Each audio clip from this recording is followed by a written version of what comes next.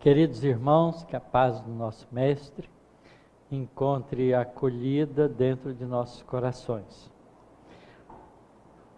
Nós, na reunião, na vinda anterior, nós falamos sobre a lição número 9, chamado Grande Educandário, que apresenta a Terra como uma casa, escola de espíritos. E a gente viu nessa lição que Emmanuel nos informa que o planeta Terra é uma casa espiritual que abriga pouco mais de 20 bilhões de espíritos. A nossa população encarnada hoje é da ordem de 7,5 bilhões de pessoas. Então tem mais ou menos 2 vezes isso no mundo espiritual.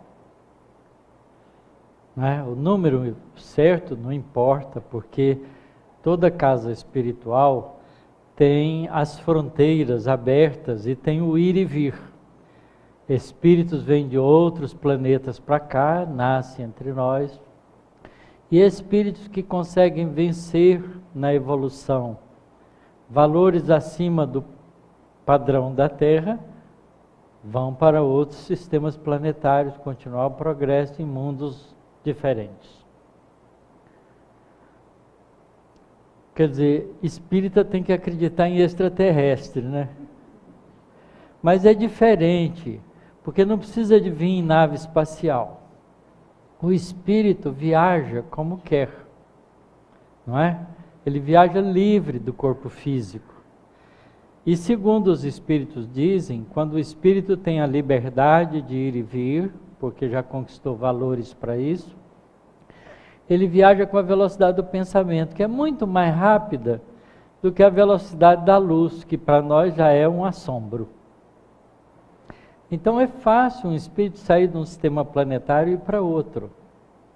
Para a gente, por exemplo, ir para a estrela mais próxima do sistema que nós estamos, que é a Alfa Centauro, que está 4,3 anos-luz de nós, isto é, se a gente viajar com a velocidade da luz, a gente gasta 4,3 anos para chegar lá. Os espíritos fazem isso muito rapidamente, porque eles viajam com a velocidade do pensamento, que a gente não sabe quanto é, mas é muito, muito maior. E tinha que ser, porque se nós somos criaturas de Deus, nós temos que ser capazes de ser cidadãos cósmicos e de poder conhecer a obra divina na sua amplitude máxima que a gente for capaz.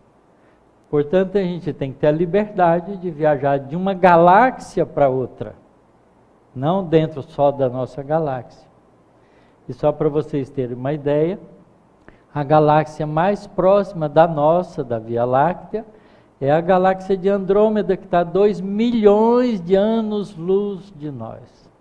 Isto é, se a gente tivesse que viajar com a velocidade da luz, a gente gastaria 2 milhões de anos para chegar lá.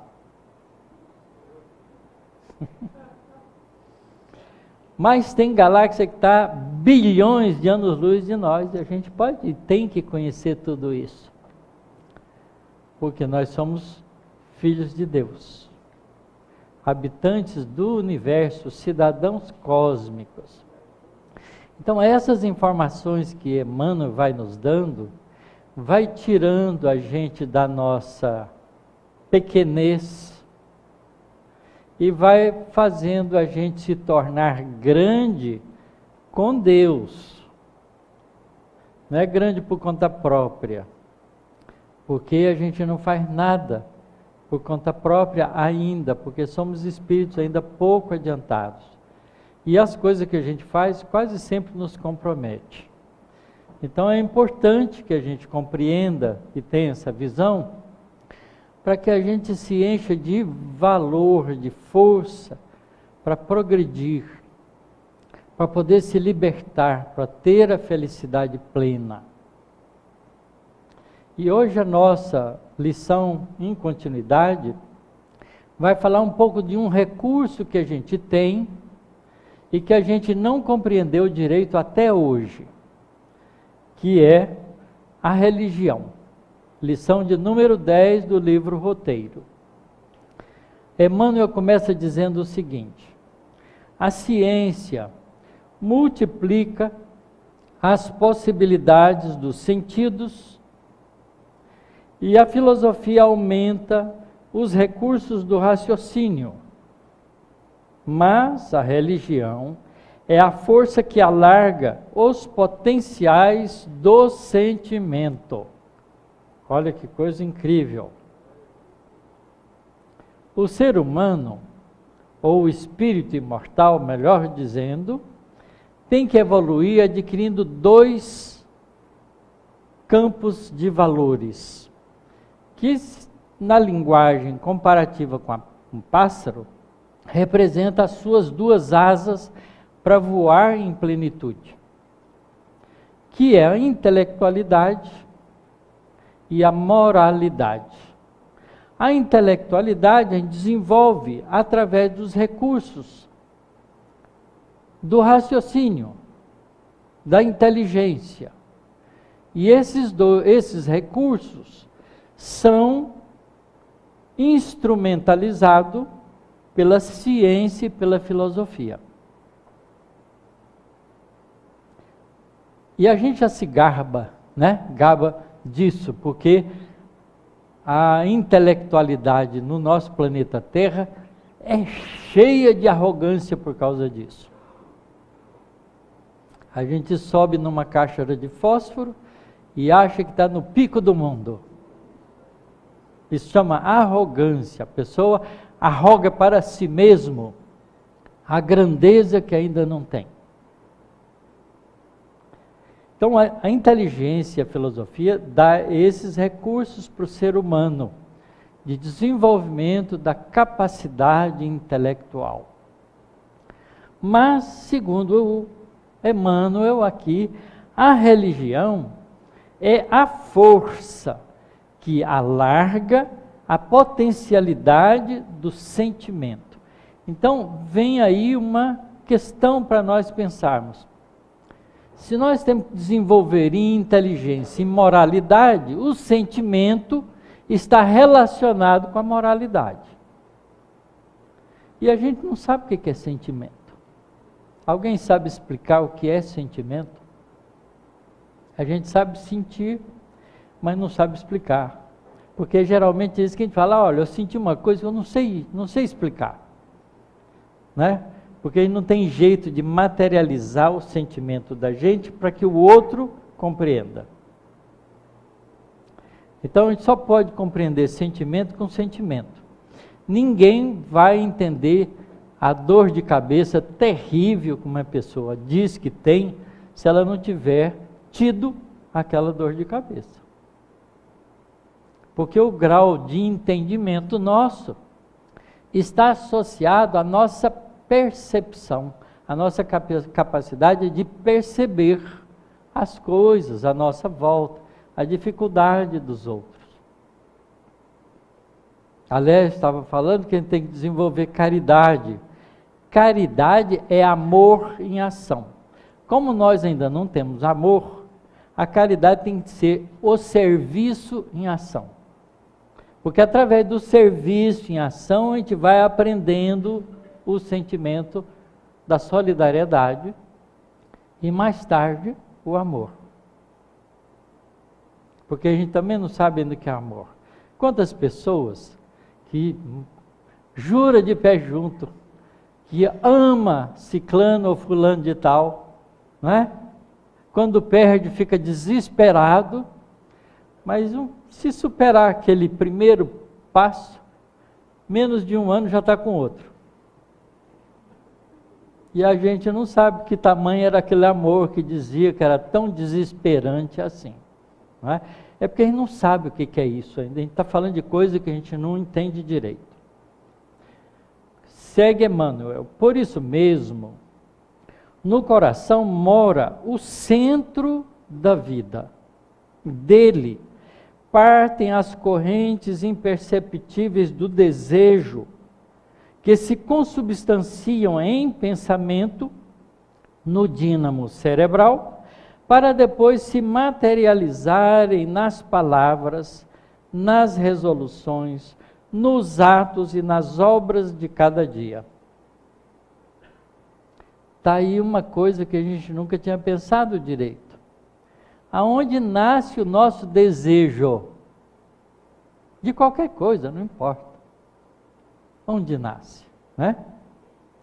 Na intimidade da alma, que a gente centraliza no coração, né, em comparação ao corpo físico, mas é no âmago, no íntimo mais profundo do ser. É ali que desabrocha o desejo. Não é no cérebro, é nesse interior nosso que a gente não sabe explicar e que viaja para o cérebro para materializar o desejo. É isso que ele disse aqui. Por isso mesmo, no coração mora o centro da vida. Coração é simbólico, né? Dele partem as correntes imperceptíveis do desejo, que se consubstanciam em pensamento no dínamo cerebral, para depois se materializarem nas palavras, nas resoluções, nos atos e nas obras de cada dia. Na luta vulgar, há quem menospreze a atividade religiosa, supondo-a mero artifício do sacerdócio ou da política. Entretanto, é na predicação da fé santificante que encontraremos as regras de conduta e perfeição de que necessitamos para o crescimento de nossa vida mental na direção das conquistas divinas. Então, esse é um impulso interior da realidade do ser espiritual, que a gente poderia dizer que é a própria manifestação de Deus dentro de nós. É um impulso, é um desejo íntimo, é algo que nos empurra para a realização. E a gente não sabe explicar isso muito bem, porque a gente não sabe materializar isso, porque os nossos sentidos ainda são muito materiais. Nós somos criaturas muito sensoriais. A gente tenta explicar as coisas pelo que a gente tem de imagem vista pelos olhos, de som ouvido pelos ouvidos, não é? De cheiro, de gosto, pelos sentidos que nós possuímos, de afago que o tato nos deixa sentir. Mas saiu fora desses sensores, a gente não sabe explicar. Então, ele não sabe explicar a intuição, a gente não sabe explicar de onde surge o desejo, a gente não sabe explicar o sentimento.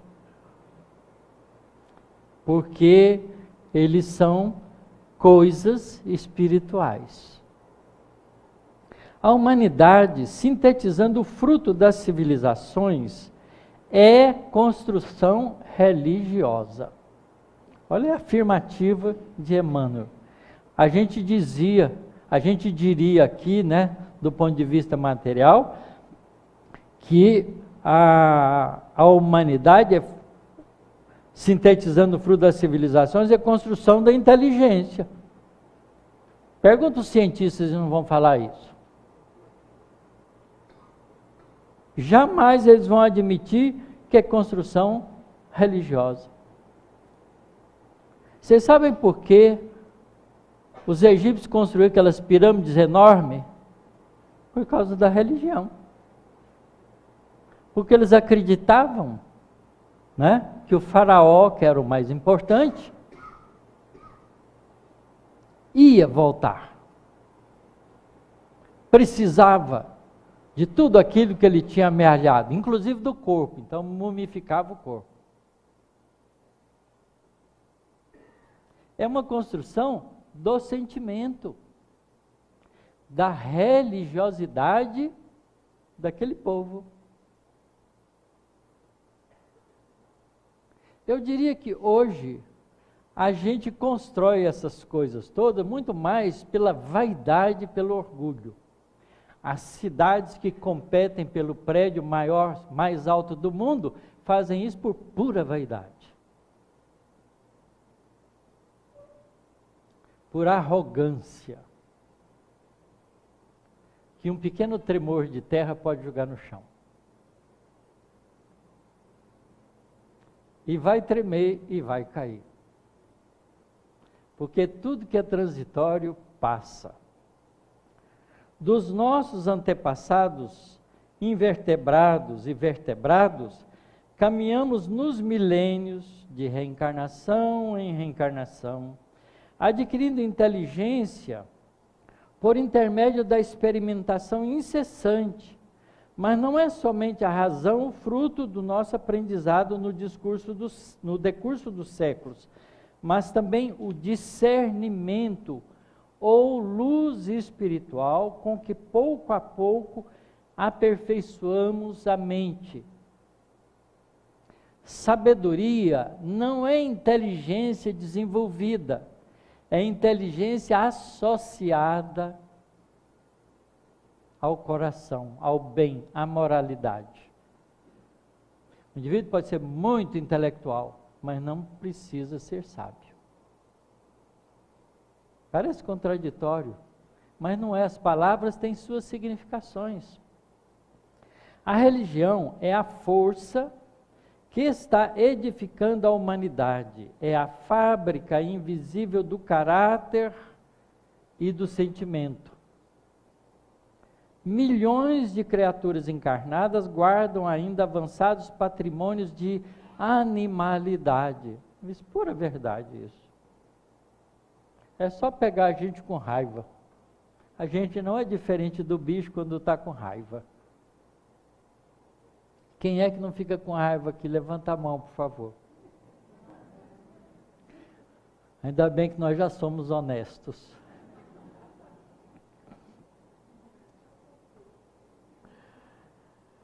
Valem-se da forma humana como quem se aproveita de uma casa nobre para a incorporação de valores educativos. Possuem coração para registrar o bem, contudo, abrigam impulsos de crueldade, o instinto da pantera, a peçonha da serpente, a voracidade do lobo ainda imperam no psiquismo de inumeráveis inteligências. Só a religião consegue apagar as mais recônditas arestas do ser, determinando nos centros profundos de elaboração do pensamento, altera gradativamente as características da alma, elevando-lhe o padrão vibratório através da melhoria crescente de suas relações com o mundo e com os semelhantes. Nascida no berço rústico do temor, a fé iniciou o seu apostolado ensinando às tribos primárias que o divino poder guarda as rédeas da suprema justiça, infundindo respeito à vida e aprimorando o intercâmbio das almas. O intercâmbio das almas se dá desde a pré-história, desde o homem das cavernas. Os mitos todos nasceram através desse intercâmbio vivido e mal compreendido. Todos nós vivenciamos intercâmbio espiritual. Todos, sem exceção. Não precisa ser médium explícito para isso. O médium explícito só evidencia isso com mais vigor. Mas todos nós intercambiamos com o mundo espiritual. Tem alguém aqui que não dorme? Pronto. Dormiu, está no mundo espiritual. É outra coisa que a gente não entende. É mágico? Sono é mágico. Para o nosso entendimento, O que nos faz, de repente, apagar no corpo e vivenciar uma outra coisa que a gente não sabe explicar? E quando acorda, às vezes traz reminiscências disso através de uma coisa onírica, mágica, chamada sonho, que a gente nunca entende direito. Mas tem gente que adora interpretá-lo em números para jogar na loteria. É pura infantilidade. Porque o sonho é uma realidade vivenciada pelo espírito durante o sono do corpo. E como ele povoa a sua mente espiritual através da experienciação do lado da vida espiritual, quando ele volta, o cérebro não participou disso. Tem que trazer aquelas imagens e impressionar no cérebro, que está povoado de imagens materiais, da vida material. Então a gente materializa as imagens mais fortes, quase sempre desconexadas com as outras sensações que nós intermediamos em torno daquela mais importante que nos feriu mais, o tal do sentimento. É mais ou menos assim, vocês entram no cinema, a hora que começa o filme, vocês ficam 5 minutos com os olhos atentos no filme. Aí fecha os olhos e o ouvido e fica 5 minutos sem assistir. Depois abre de novo e vai fazendo isso. Depois vocês tentam contar o filme. De repente parece que eu estava num lugar, mas não era bem aquele lugar, era um outro que parecia não sei o quê. Aí apareceu um fulano que parecia o ciclano e a gente fica parecendo aqui e ali, porque fica interpretando com as imagens da vigília. Uma coisa que é do mundo espiritual. E aí o sonho é confuso. São raros os sonhos que têm uma lógica, um começo, um meio e um fim. Às vezes só acontece porque os espíritos bondosos querem que a gente lembre aquilo, então ele vivifica aquilo na gente na hora que a gente acorda, para transferir para o cérebro, para os neurônios da memória cerebral.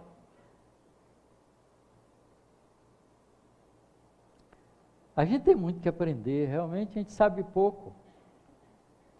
Só a religião consegue apagar as mais recônditas arestas do ser, portanto, determinando nos centros profundos de elaboração do pensamento, altera gradativamente as características da alma, elevando-lhe o padrão vibratório, através da melhoria crescente de suas relações com o mundo e com os semelhantes. Nascida no berço rústico do temor, porque a gente começou por aí. A fé iniciou o seu apostolado ensinando às tribos primárias que o divino poder guarda as rédeas da suprema justiça, infundindo respeito à vida, aprimorando o intercâmbio das almas. Dela procedem os mananciais da fraternidade realmente sentida. E embora as formas inferiores da religião na antiguidade, muita vez incentivando a perseguição e a morte, em sacrifícios e flagelações deploráveis, e apesar das lutas de separação e compreensão que dividem os templos nos dias da atualidade, arregimentando-os para o dissídio em variadas fronteiras dogmáticas, ainda é a religião a escola soberana de formação moral do povo, dotando o espírito de poderes e luzes para a viagem da sublimação. A ciência construirá para o homem o clima do conforto e enriquecê-lo-á com os brasões da cultura superior.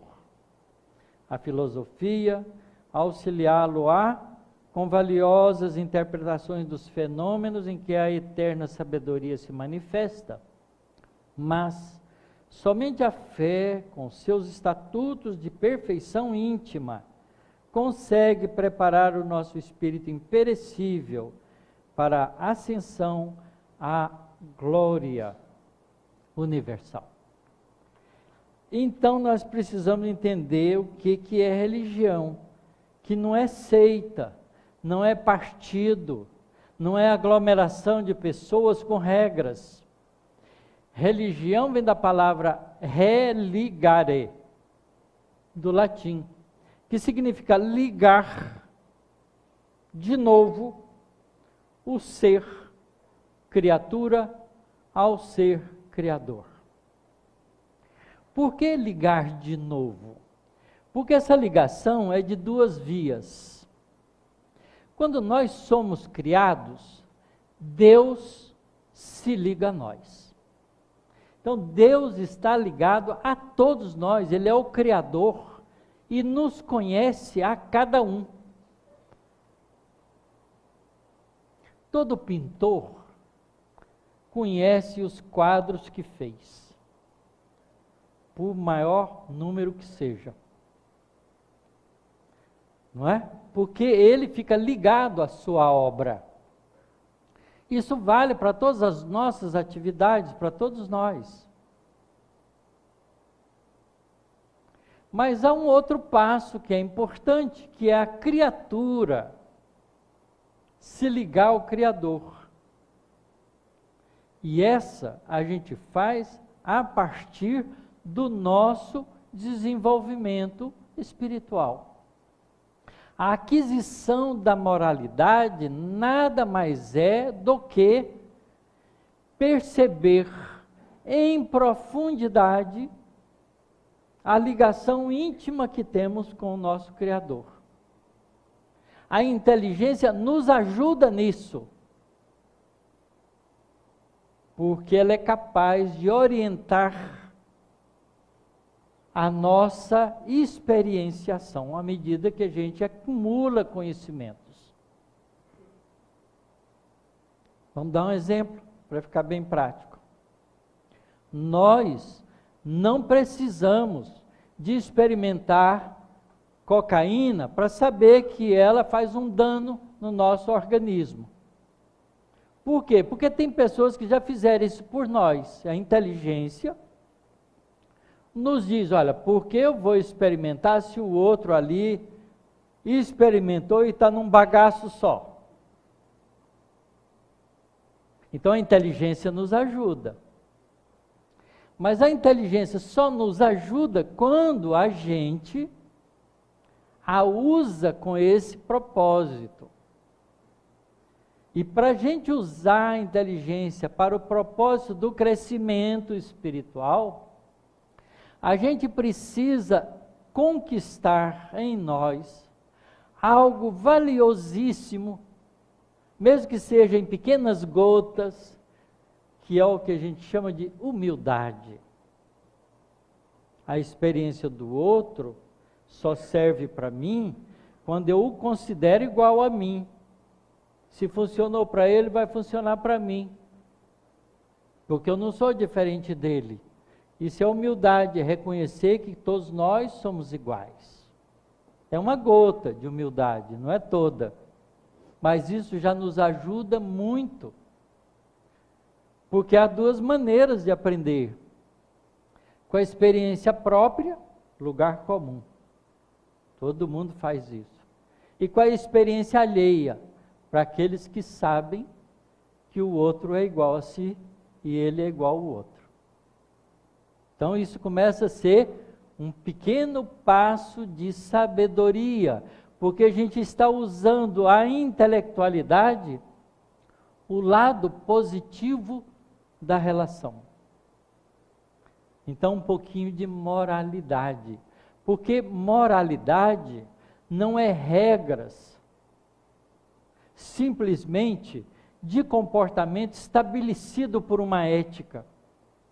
Moralidade é o conhecimento ou o reconhecimento interior das leis espirituais que nos governam e que se aplica inteiramente em nós. Por isso a doutrina espírita é importante, por isso o Evangelho de Jesus é importante, Porque o Evangelho de Jesus vem nos ensinar isso.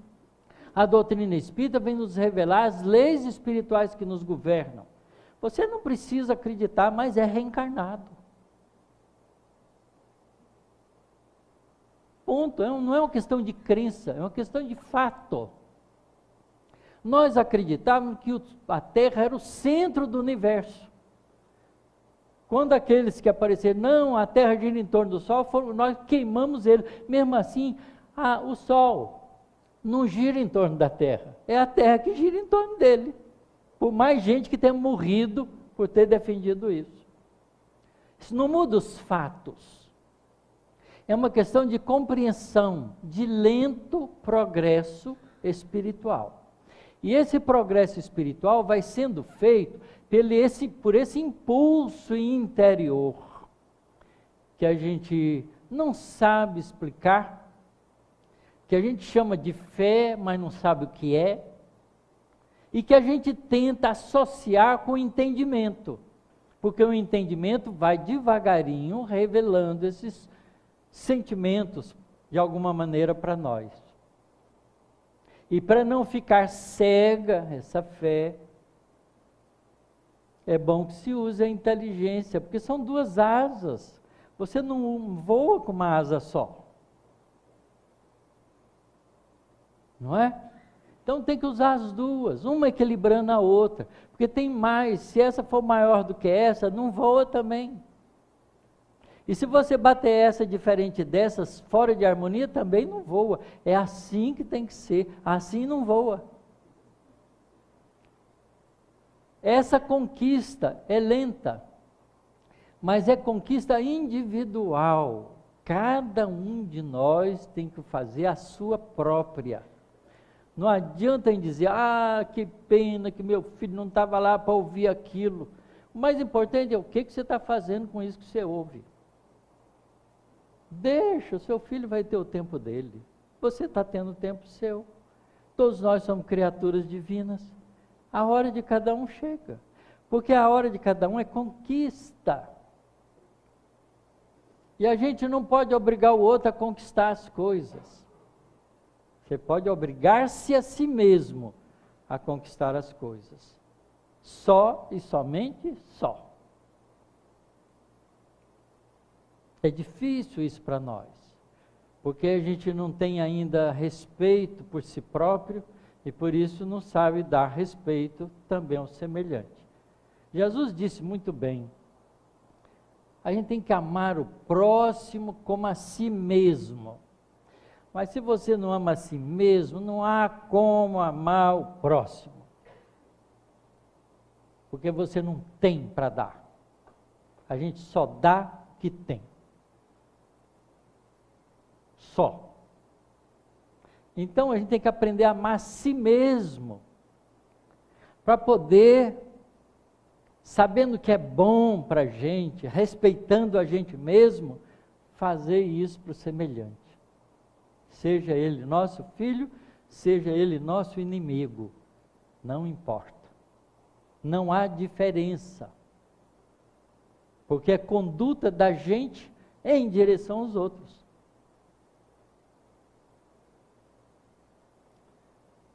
Esses conceitos espirituais, eles são difíceis, porque eles nos cobram meditação, nos cobram pensar, nos cobram entender com profundidade. Para a gente poder realizar isso, é preciso que a gente entenda isso. A gente só é um bom mecânico quando aprendeu todos os critérios, os mecanismos, os sistemas da mecânica.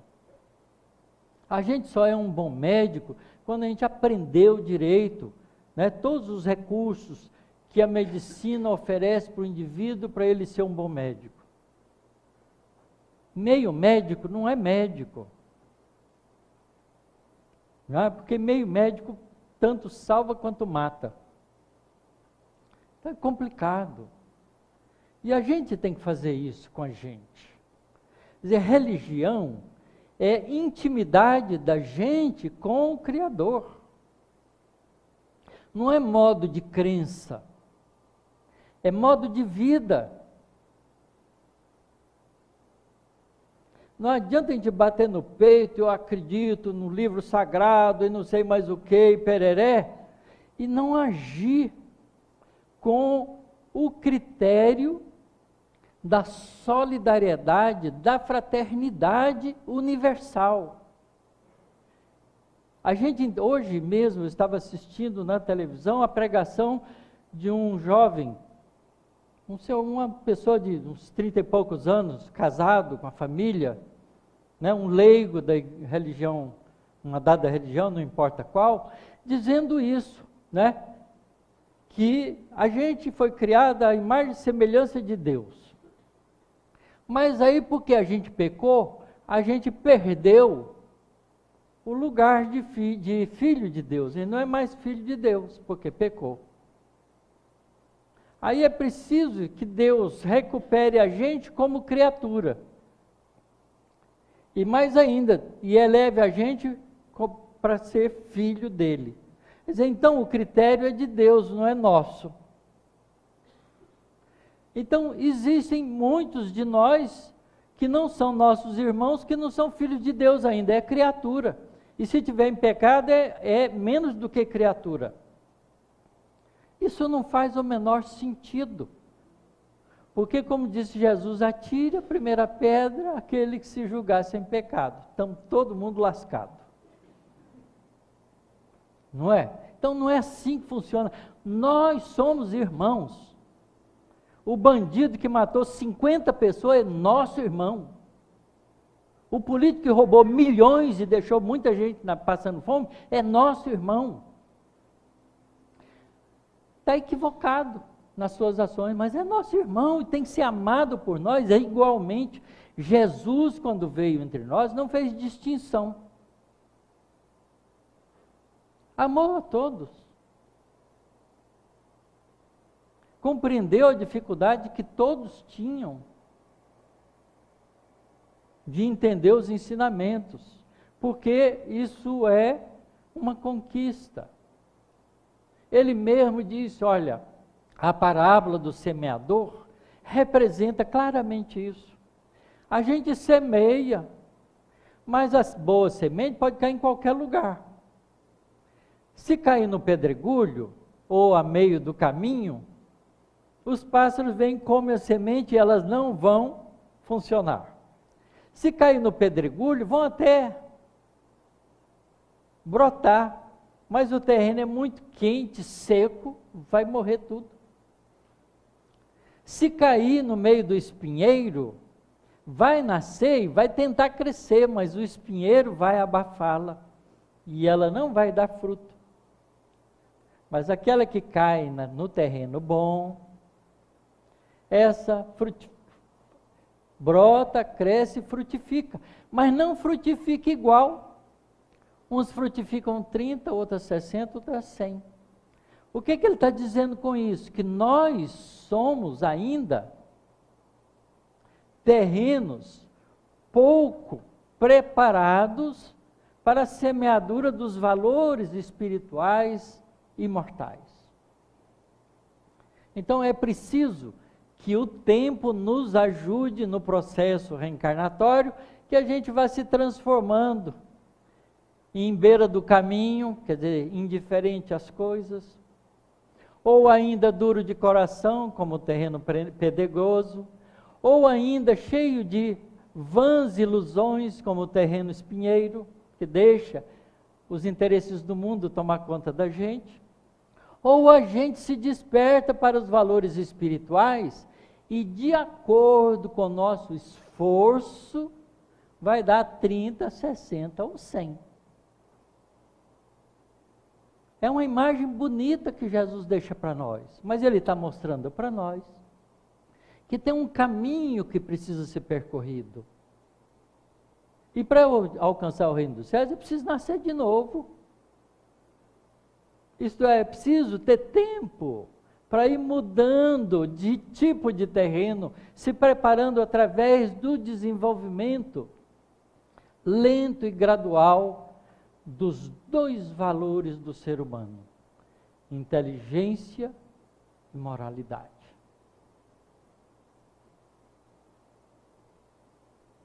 Então é preciso que a gente aprenda com as experiências, filosofe com as consequências da experiência e deixe-se sentir pelos valores imortais da vida. Ciência, filosofia, religião. Mas não é religião partidária, nem ciência dogmática, nem filosofia que acha que é a única verdadeira. Porque não é assim. A gente vai aprendendo com os recursos que cada um vai amealhando pela própria experiência, pela própria capacidade, pelo próprio interesse que coloca nos valores definitivos da alma. Então, entender que a gente é espírito imortal é um passo significativo. Porque a partir daí, não há como não se interessar pelos valores definitivos da alma. Porque a gente tem certeza que a gente não é homem nem mulher, que a gente é um espírito imortal. Homem e mulher é transitório. Dura a idade do corpo físico, que pode ser alguns meses e pode ser 100 e poucos anos. Cada um tem a sua experiência. Então é diferente a gente pensar em religião com esse significado. Por isso não adianta a gente transformar, não é, atitudes repetitivas do passado com modelos novos de religiosidade. Não é vindo no centro, tomando passe, né, pedindo para os espíritos resolver os seus problemas que vai mudar alguma coisa. Do mesmo jeito que não é indo na igreja católica, confessando, comungando, assistindo a missa e continuando do mesmo jeito na semana seguinte. Quer dizer, se nós não mudarmos, incorporando em nós os novos valores que a gente vai adquirindo, então não há progresso. Se não há progresso, a gente paga o preço do estacionamento. Aqui ainda não cobra, viu? Mas é sério isso. A gente pode passar uma encarnação, 2, 10, 20, repetindo os mesmos erros sem progredir. O espírito não volta, não retrograda. Isto é, o que ele aprendeu, ele jamais esquece. Aquilo que é aquisição dele é indelevelmente dele. Mas ele pode, com todos aqueles recursos, ficar dando volta sem sair do lugar. E se comprometendo, porque quando a gente faz uma coisa errada e analisa aquilo, aprende com aquilo e muda o comportamento, você cresceu com o erro. O erro deixou de ser erro para ser uma experiência de crescimento. Mas quando a gente faz um erro, justifica ele, e se passar na frente da gente e faz de novo, é equívoco. Isso faz você ficar andando em círculo, não sai do lugar. E vai se comprometendo, porque você comete o erro com um, ele fica com raiva de você. Você comete o mesmo erro com outro, ele também fica com raiva de você. De repente você está cheio de inimigo para resolver pela frente. Ao invés de casar e ter um filho só, vai ter 10 para poder educar todos os 10 espíritos que você deseducou antes. Te aumenta o trabalho. Te aumenta a responsabilidade. Então, a gente não volta atrás. Isso os espíritos bondosos claramente nos diz. Não há regressão espiritual. O espírito só anda para frente ou para. Ele pode ficar parado, mas se ele se mexer, ele anda para frente. E no universo não tem nada parado, né? Vocês acham que vocês estão parados aqui? Não estão, não. Nós estamos viajando a uma velocidade imensa junto com a Terra em torno do Sol. Se vocês ficarem parados 365 dias aqui, vão ter andado 150 milhões de quilômetros, tá certo? Multiplicado por 2 e por 3,14. Essa é a órbita que a gente percorreu na Terra. 2π vezes o raio, né? Alguém já aprendeu isso por aí em alguma escola. Então ninguém, nada fica parado no universo. O universo está em evolução. Então, para que parar? Por que vamos ficar justificando as atitudes que criam dificuldades para nós? Então, tem duas palavrinhas que tem que abolir do nosso vocabulário: o mas e o se. Sabia disso, Quando a gente é pego em fazer uma coisa errada, a primeira coisa, não, mas peraí, eu vou explicar. O mais já entrou na frente. Ao invés de falar assim, puxa, eu acho que você tem razão, eu acho que eu pisei na bola mesmo. Ao invés disso, você põe o mas na frente. Mas, e vai tentar explicar o erro. Erro não tem explicação. Não, mas eu fiz isso porque fulano fez aquilo. Se ele não tivesse, ó o se aí. Se não tivesse feito, eu não teria feito. Quer dizer, o outro dita a sua atitude? Ou você dita a sua atitude? Então, se mais não pode fazer parte do nosso repertório. A gente não deve se justificar, nem se explicar. A gente deve meditar naquilo que alguém está dizendo para nós.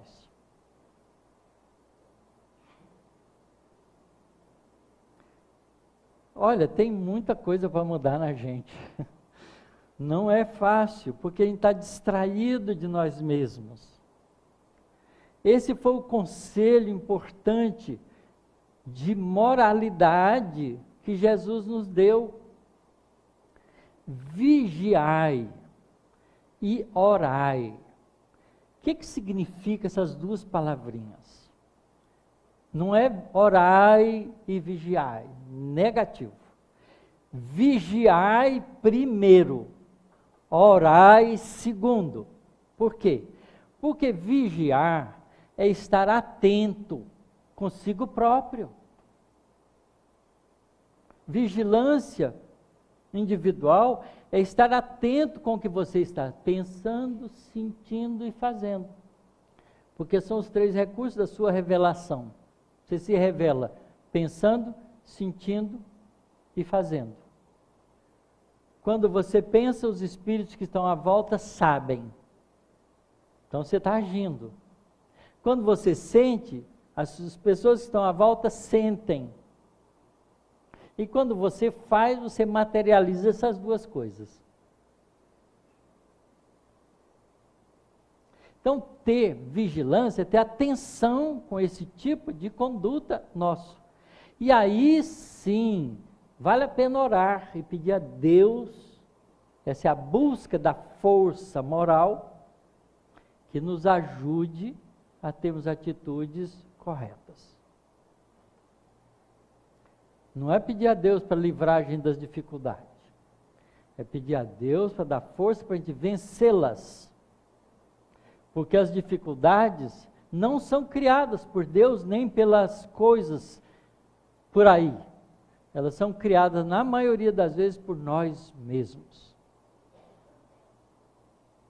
Pelo nosso comportamento cotidiano. Então, é importante interiorizar isso, porque isso é que constitui esse negócio que a gente chama de religião. Religião é um modo de vida, não é modo de crença. Mas o conhecimento ajuda a gente a disciplinar a vida. Por isso é que Kardec diz claramente lá, fé só é inabalável quando ela é capaz de enfrentar a razão, face a face, em qualquer época da humanidade. Porque a fé se baseia nas leis imutáveis de Deus.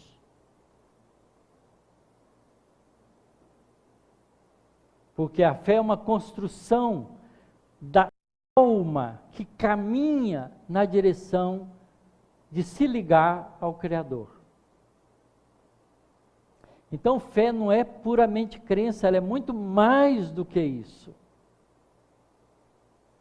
Ela se solidifica com entendimento, mas ela é uma força interior que impulsiona a gente na direção do Criador. Isso é religião. Todas as religiões organizadas pelos homens que cumprem esse esforço estão na direção certa. Então elas não podem ser partidárias. Só vai entrar no céu aqueles que for da minha religião. Isso é egoísmo. Não é amor ao próximo. Quando Jesus ensina o amor ao próximo, ele usa daquele que é mal compreendido como objeto do amor.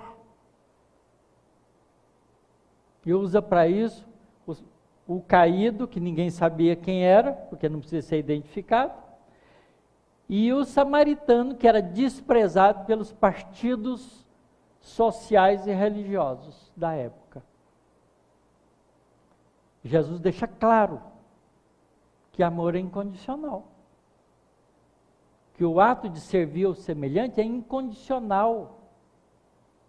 Que ele veio para nos ajudar e ainda colocou uma frase tão forte que a gente ainda não pensou nela com cuidado. Aquele que quiser ser o maior no reino dos céus, torne-se o servo de todos, como ele fez. Jesus não veio para ser servido. Ele serviu todo o tempo. Todo o tempo. Por isso ele não tinha nada. Porque se ele tivesse alguma coisa, precisava de alguém servi-lo. Qual eram as posses materiais de Jesus? A roupa do corpo. Porque se ele andasse nu, as pessoas ficariam escandalizadas só por isso. Não é? Não tinha nada para depositar a cabeça, que nem uma pedra para depositar a cabeça. E a gente não entendeu a figura desse Espírito maravilhoso que veio mostrar para nós o lado espiritual da vida. Ao invés de a gente ver o lado espiritual da vida, a gente, depois de sacrificá-lo, a gente endeusou ele. Então você fica aí, você é Deus, fica aí. Nós ficamos aqui. Diferente da música, né? A gente egoisticamente pensa que aqueles passos era nosso. E não era de Jesus carregando a gente. É linda essa lição, né? Essa música. Porque ela mostra que a gente, às vezes, no desespero, a gente acha que está abandonado. E é esse momento que a gente está mais ajudado. Mas é preciso ter humildade para perceber a ajuda.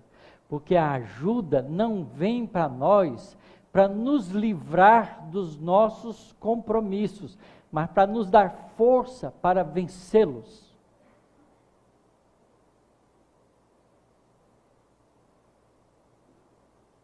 Livrar dos compromissos é covardia. E Jesus não pode nos ajudar a ser covarde. Tem que ajudar a gente a ser forte, corajoso, para vencer o problema e ficar livre dele porque resolveu. Por isso que ele ensina, reconcilia com o adversário enquanto está a caminho com ele, porque senão ele vai virar um empecilho na sua vida. Mas é você que tem que reconciliar. Não adianta, meu Deus, dá um jeito nesse meu inimigo para ver se ele me entende. É você que tem que entendê-lo. Ele que é mais pobre do que você. Ajude-o. Reconcilia com ele. Tira do seu coração qualquer tipo de cobrança ou de mágoa. Porque se você fizer isso, você fica livre. E ele fica preso com as ações dele, é problema dele. Se você puder mais tarde ajudá-lo, ajude-o, e vai ajudar. Mas é melhor você saber cuidar de si próprio, de não se enredar em coisas que não valem a pena. Isso é religião, diferente daquilo que a gente tem, não é? Cristalizado ainda no nosso entendimento antigo. Por isso a doutrina espírita é doutrina de renovação. E o Evangelho de Jesus também. Evangelho significa boa nova. Ela é tão boa e tão nova para nós, porque nós ainda não a entendemos. Está escrito lá os ensinamentos de Jesus pelos 4 evangelistas, mas qual de nós entende aquilo e usa aquilo no nosso cotidiano da vida? Então ela é boa nova. Que Deus nos dê bastante força e coragem para a gente ser diferente nessa direção e fazer junto um mundo melhor, porque é isso que nós estamos precisando. Muito obrigado pela paciência de vocês.